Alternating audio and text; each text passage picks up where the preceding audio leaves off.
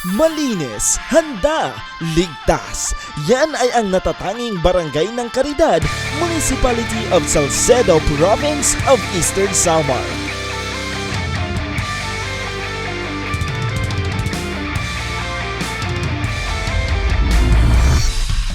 Isang grupo ng kababaihan ang kilala sa ngalan na Hope Saver SHG ng Barangay Caridad na nangunguna sa partisipasyon tungkol sa Disaster Risk Reduction Climate Change Adaptation.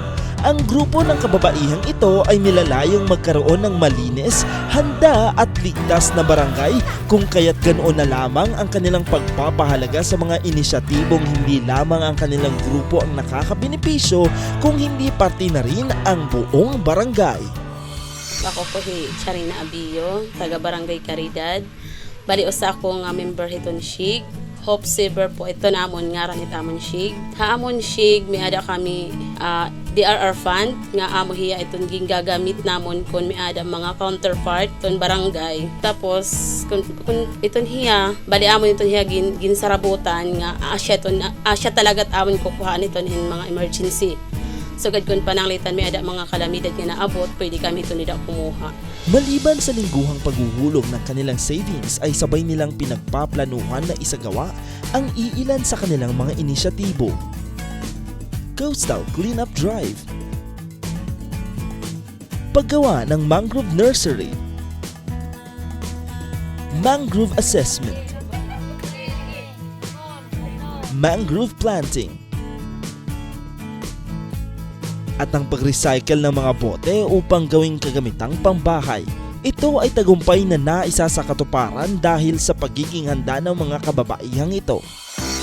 Isa rin sa mga magandang natuklasan ng grupo ay ang paggawa ng bariw pot na ani nila ay mas mabuting gamitin bilang mangrove pot upang hindi na gumamit pa ng mga plastic na seedling bags.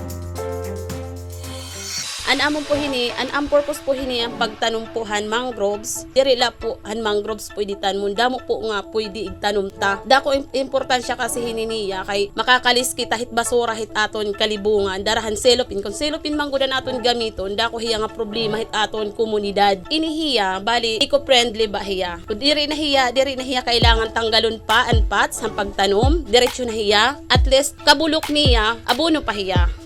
Asya iton importansya kasi hininiya.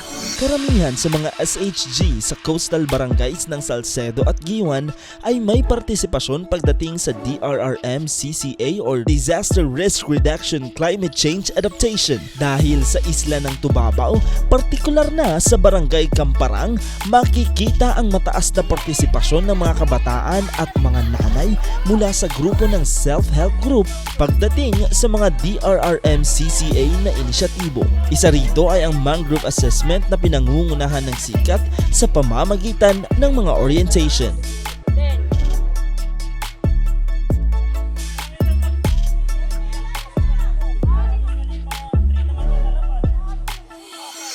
Naniniwala ang Hope Savers SHG ng Caridad na ang may mas kakayahang manguna sa paghahanda ay ang itinuturing na mga ilaw ng tahanan dahil sa pagiging bihasa na nito sa araw-araw na paggawa ng tungkulin sa kani-kanilang tahanan. Ako po si Jessica Rojero po ng barangay from Barangay Caridad, Salcedo, Eastern Samar.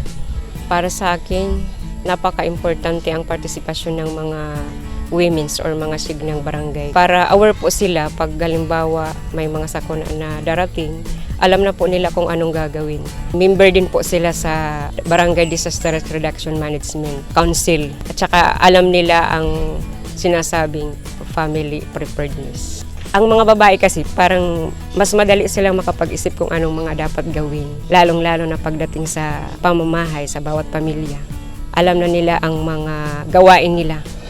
Ang mga kababaihang self-group ng Caridad ay kinikilala ng Barangay Local Government Unit bilang may mas malaking ambag pagdating sa DRRM CCA strategies o Disaster Risk Reduction Management and Climate Change Adaptation para sa mas malinis, ligtas at handang pamayanan. Ang isang empowered na babae ay kayang makapag-empower ng kapwa mga babae upang magkaroon ng malinis, ligtas ligtas at handang lipunan sa anumang sakuna.